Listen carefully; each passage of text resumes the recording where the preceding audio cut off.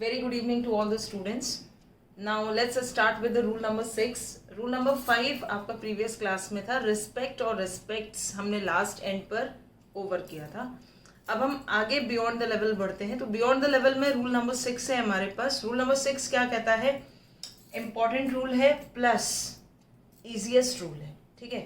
Rule number 6 क्या कहता है क्लास? Rule number 6 ये कहता है कि जब भी कोई यूनिट आपके पास होता है, यूनिट का मतलब होता है इकाई, इकाई का मतलब होता है फॉर एग्जाम्पल इफ आई से 500, तो आप क्या इसको 500s कभी बोल सकते हो? कभी नहीं होता है. यूनिट में कभी भी एस और ईएस नहीं लगता है, यानी प्लूरल फॉर्म नहीं लगती है. जैसे भी यूनिट्स होते हैं वो एज इट इज ही रहते हैं. अगर मैं 100 की ना यहाँ पर बात करूं, अगर मैं ग्रॉस की बात करूं तो it would never be grosses, it would always be gross. ऐसे ही अगर मैं आपसे डजन की बात करूं, ठीक है, तो वो हमेशा डजन ही रहेगा, it would never be dozens. For example, एक एग्जाम्पल की बात हम देख लें. I have bought 2 dozens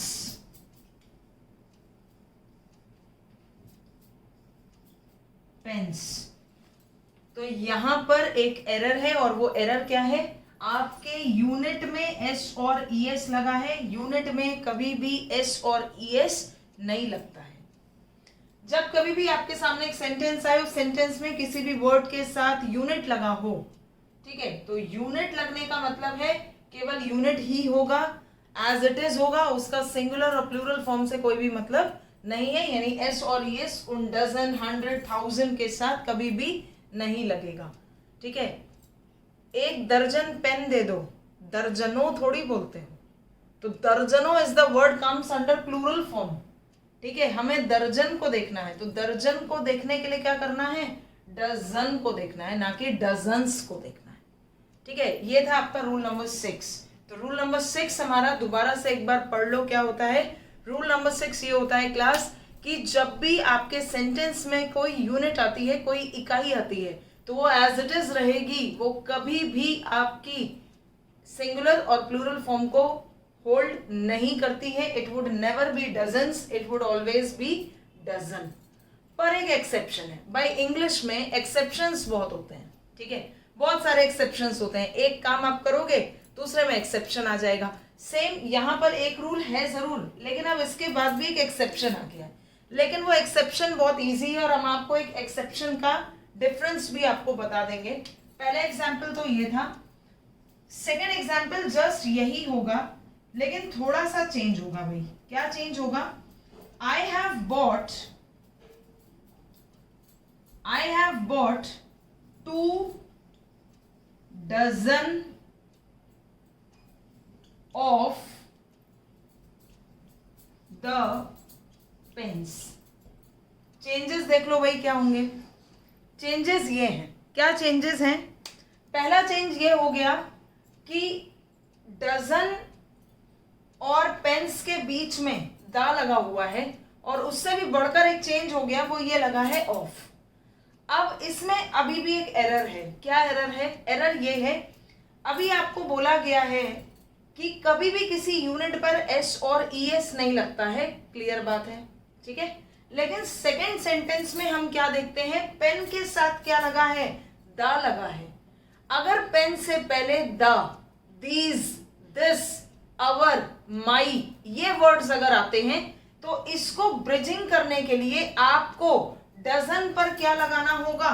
dozen पर आपको लगाना होगा एस, और डजन पर एस लगते ही आपको क्या लगाना पड़ेगा? प्लस में ऑफ लगाना पड़ेगा. क्यों? क्योंकि आपने नाउन से पहले दा का यूज कर लिया है. दा ही नहीं, दा की जगह पर अगर दिस होगा तब भी लगेगा, दिस की जगह पर अगर दीज होगा तब भी लगेगा, अवर होगा तब भी लगेगा, माई होगा तब भी लगेगा. दोनों रूल दोबारा से समझ लो. पहला रूल, किसी भी यूनिट पे बस कंडीशन क्या है कि नाउन से पहले दा नहीं होना चाहिए. तो हमारा फर्स्ट वाले सेंटेंस में I have bought 2 dozen pens. It is clear. ठीक है, क्यों क्लियर है? बिकॉज यहां पर पेन से पहले दा नहीं लगा है. ठीक है। सेकेंड सेंटेंस हमारा क्या कहता है, सेकेंड सेंटेंस भी सेम सेंटेंस है। क्या कहता है, I have bought 2 dozen, dozen ही था, ऑफ द पेन्स। जैसे ही यहां पर दा का अप्लाई हुआ है, वैसे ही डजन किस में कन्वर्ट हो जाएगा, यूनिट पे एस या ईएस लग जाएगा, प्लस क्या लग जाएगा, ऑफ लग जाएगा। तो ये तब होगा जब आपके पास नाउन से पहले द, दिस, दीज, अवर, माई अगर होगा तो। अदरवाइज अगर आपका नाउन से पहले ऐसी चीजें नहीं लगी हैं तो इन दैट केस कभी भी यूनिट से पहले एस और ईएस का यूज नहीं होगा। क्लियर हो गई बात? आगे बढ़े। Rule number 7। रूल नंबर 7 हमारा क्या कहता है भाई, रूल नंबर 7 ये कहता है कि किसी भी एडजेक्टिव को प्लूरल बनाने के लिए अगर हम उसके साथ दा को लगा दें तो वो प्लूरैलिटी को शो करता है। कैसे? अभी अगर मैं आपसे बोलूं पुअर, तो पुअर का प्लूरल फॉर्म क्या पुअर्स होता है? भाई एक गरीब आदमी पुअर हो गया तो पुअर्स का मतलब क्या गरीब लोग हो जाएंगे? नहीं होंगे। ठीक है, पुअर का पुअर्स कभी नहीं होता है। सेम अगर मैं आपसे बोलूं सिक, तो एक बीमार व्यक्ति लेकिन बहुत सारे बीमार व्यक्ति, आपने एक हॉस्पिटल में बहुत सारे बीमार व्यक्ति देखे, तो it would never be six. वो क्या होंगे? वो कहलाए जाएंगे द सिक। तो ये जितने भी ये एडजेक्टिव हैं, सिक, पुअर, अब एडजेक्टिव क्या होता है? एक ऐसा वर्ड जो किसी भी नाउन की विशेषता को बताता है, the word which qualifies noun, तब हम उसको क्या कहते हैं? एडजेक्टिव। इन दैट केस क्या हो रहा है, पुअर को पुअर्स करने के लिए, पुअर्स कभी नहीं होता है, हमेशा ध्यान रखिएगा क्लास, पुअर्स वर्ड कुछ नहीं होता है। अगर आपको रिप्रेजेंटेट करना है इसको प्लूरैलिटी में, तो आप पुअर के साथ क्या लगा दोगे? The poor. गरीब लोग द पुअर, बीमार लोग द सिक। ठीक है, तो रूल भी हमारा यही कहता है कि it would never be poors, it would never be sicks, it would always be the poor and the sick. अगर आपको कहीं सेंटेंस में देखने को मिलता है the poors, again it is wrong. Why it is wrong? Because अभी आपको मैम ने बताया है कि कभी भी पुअर्स वर्ड होता ही नहीं है, हमेशा कौन सा वर्ड एप्लीकेबल होता है? द पुअर एप्लीकेबल होता है। क्लियर हो गई बात? This is rule number 7। Poor और सिक कुछ वर्ड्स ऐसे होते हैं जिनको हमें लेना पड़ता है द की मदद से, जो उनके प्लूरैलिटी को शो करते हैं। ठीक है, तो जो भी एडजेक्टिव नाउन्स होते हैं, अगर एडजेक्टिव नाउन से पहले हम दा लगा दें तो वो पूरा वर्ड प्लूरैलिटी को शो करेगा, ना कि सिंगुलैरिटी को। Is that clear? ठीक है, अब आते हैं रूल नंबर 8 पर।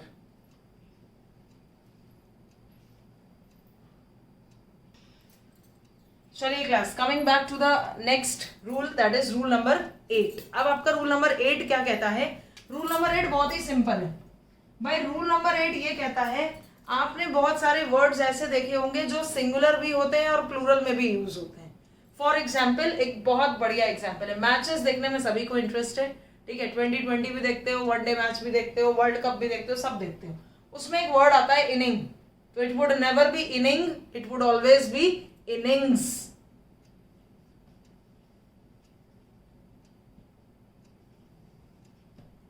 ठीक है, तो एक ऐसा वर्ड जो हर फेज में, चाहे सिंगुलर हो चाहे प्लूरल हो, क्या होता है आपका? सेम ही होता है। ठीक है, इसको डबल एन कर लो। ठीक है, इनिंग्स, INNINGS, इनिंग्स। ठीक है, अब फॉर एग्जाम्पल इशू, और इशू से पहले अगर मैं लगा दूं टू और कह दूं आई हैव 2 इशूज, ये लिख दूं, चलो वही सेंटेंस ही बना देते हैं, आई हैव 2 इशूज। तो अभी मैंने आपको बोला कुछ ऐसे वर्ड्स भी इंग्लिश में होते हैं जो सिंगुलर और प्लूरल फॉर्मेट में एक ही जैसे रखे जाते हैं, उसके लिए हमें उनके प्लूरलिटी और सिंगुलरिटी को चेंज करने की जरूरत नहीं होती है, चाहे उसके आगे कितने ही नंबर क्यों ना आप ऐड कर लो। इफ आई से I have a single issue, तो भी इशू ही रहेगा। इफ आई से आई हैव 2 इश्यूज, तो 2 बढ़ने से इश्यूज नहीं हो जाएंगे, it would always be I have 2 issue. ठीक है, ऐसे ही इनिंग्स जो वर्ड है वो हमेशा इनिंग्स ही रहेगा। आपने एक वर्ड और भी सुना होगा बैरेक, तो it would not be barrack, it would be barracks. ठीक है, कॉर्प्स एक वर्ड सुना होगा। ठीक है, कॉर्प्स, कॉप्स भी सुना होगा, कॉप पुलिस कॉप। ठीक है, कॉर्प्स एक वर्ड होता है, कॉर्प्स में भी यही होगा सेम, 2 कॉर्प्स 3 कॉर्प्स, कभी भी सिंगुलरिटी और प्लूरलिटी चेंज नहीं होगी।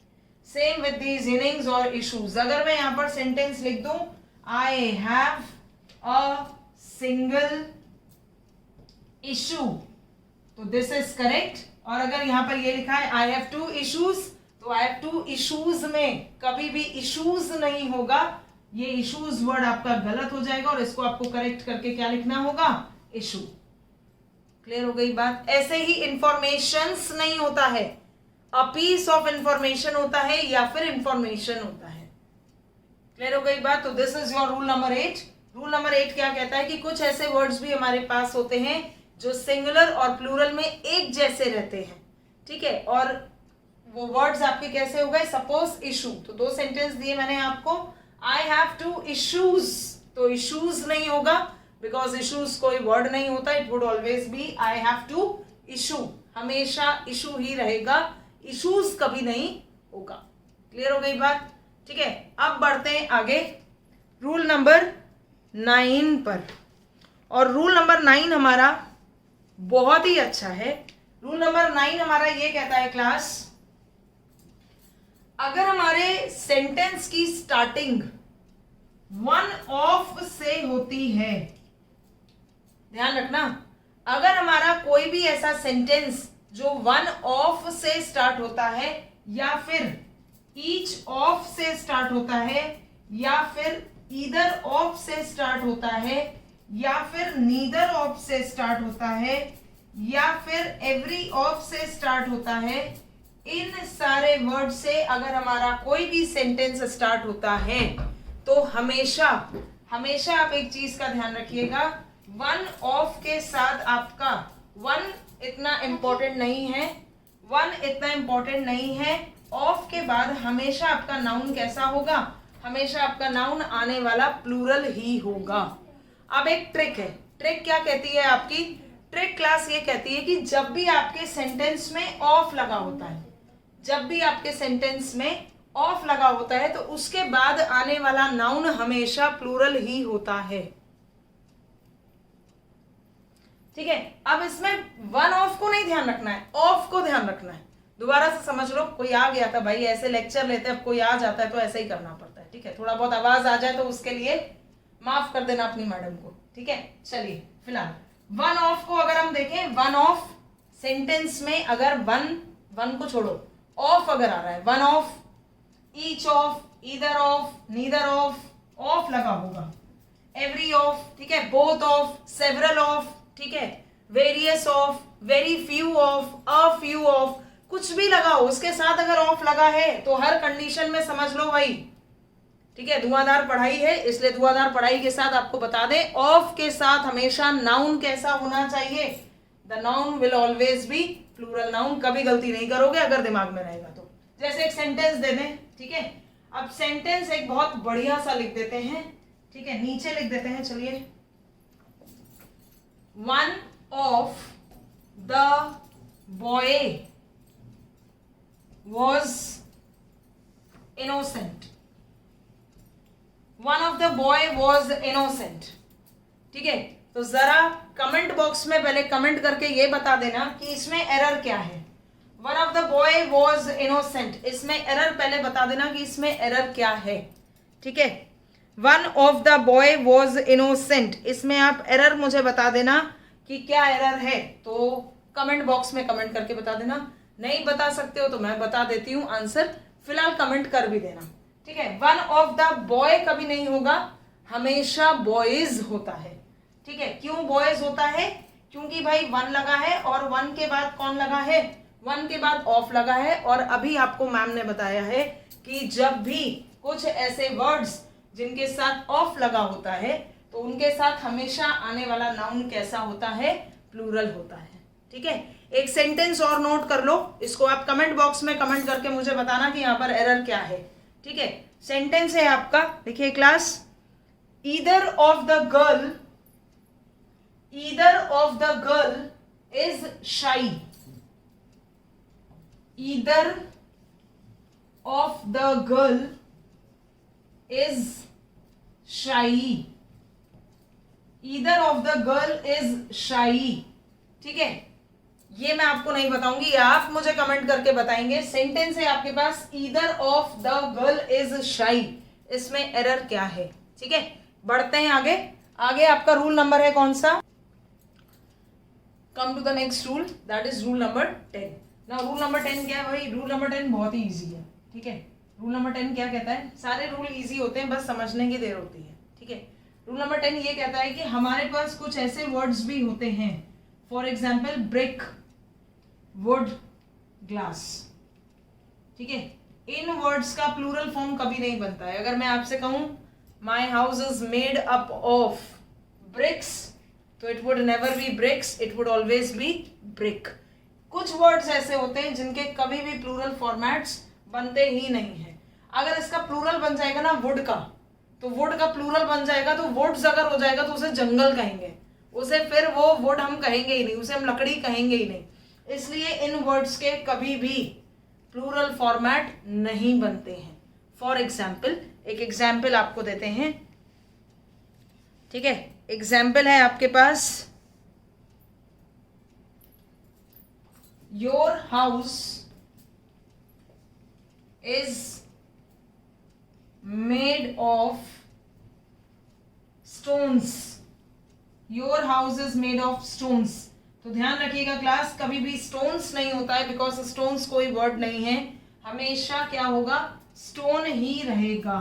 तो कुछ ऐसे वर्ड्स होते हैं जिनमें प्लूरालिटी फॉर्म नहीं बनती है, जैसे कि ब्रिक का ब्रिक्स नहीं होता है।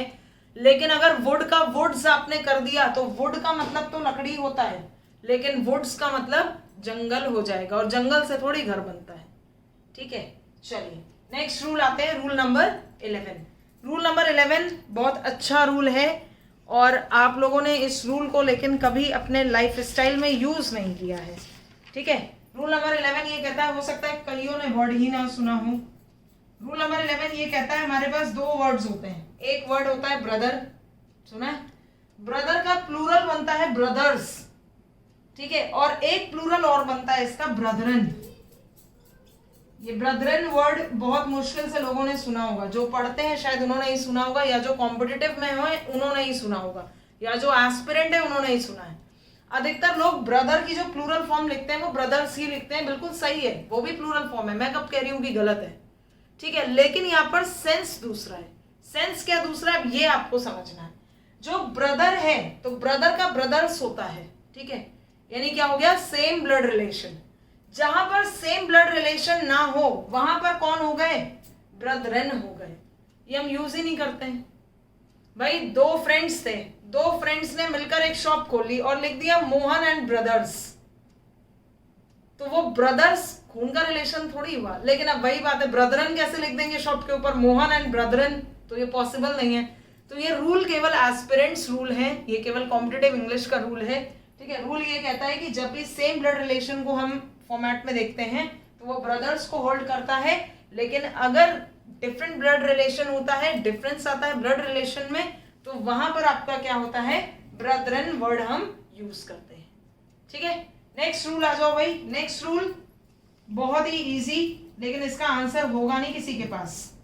हाउस और होम। हाउस और होम में क्या डिफरेंस है? हाउस मतलब घर, होम मतलब भी घर ही तो हुआ एक तरीके से, ठीक है। तो ऐसा नहीं है। हाउस मतलब जिसमें आप रह रहे हो। अब कोई कह देगा होम मतलब खाली घर या जिसमें हम पहले रहते थे, नहीं।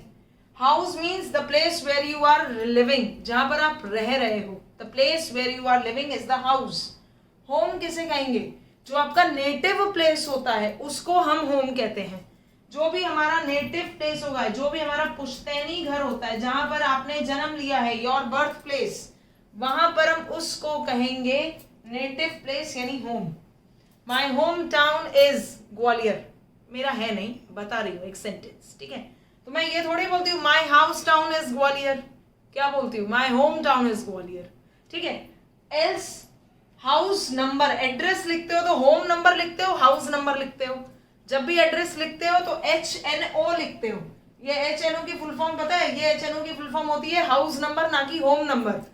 क्योंकि हाउस नंबर आपने क्यों लिखा है? हाउस नंबर आपने इसलिए लिखा है the place where you are living, residential area, उसको हम कहते हैं हाउस. होम जहां पर आपने बर्थ लिया है, जो आपका नेटिव प्लेस है, उसको हम क्या बोलेंगे? होम. क्लियर हो गई बात? ठीक है, तो हाउस और होम में डिफरेंस पता चल गया. सेंटेंस में जब आएगा तो जो लिविंग एरिया को डेडिकेट करता होगा सेंटेंस, उसमें आप हाउस को टिक करोगे. लेकिन जो आपके नेटिव प्लेस या बर्थ प्लेस को डेडिकेट करता होगा या इंडिकेट करता होगा, उसको आप क्या लिखोगे? होम. क्लियर हो गई बात? नेक्स्ट रूल नंबर आपका है 12. ठीक है, नेक्स्ट रूल नंबर है आपका 12. तो भाई रूल नंबर 10 लिख लो.